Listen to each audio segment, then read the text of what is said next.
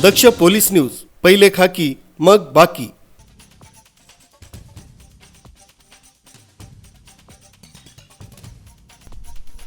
इगतपुरी तालुक्यातील पायरवाडी या आदिवासी पाड्यावर मार्च महिन्यातच तीव्र पाणी टंचाईची झळ नागरिकांना सहन करावी लागते।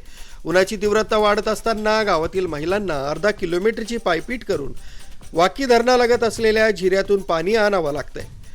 विशेष म्हणजे रोज नवीन झिरे उकरून त्यातून निघणारं गढूळ पाणीच पिण्यासाठी वापरावं लागत असल्यानं आरोग्याचा गंभीर प्रश्न निर्माण झालाय।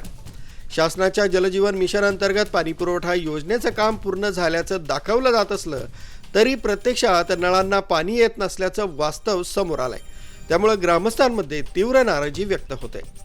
या परिस्थितीचा सर्वाधिक फटका लहान मुलींना तसंच गर्भवती महिलांना बसत आहे।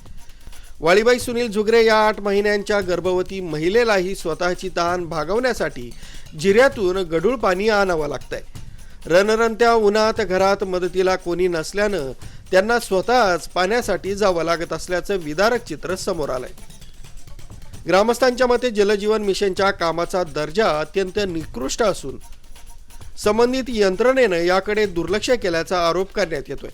तातडीनं पाणी पुरवठा सुरळीत करण्याची मागणी नागरिकांनी केली, अन्यथा आंदोलनाचा इशाराही देण्यात आलाय। न्यूज ब्युरो, दक्ष पोलीस न्यूज, इगतपुरी।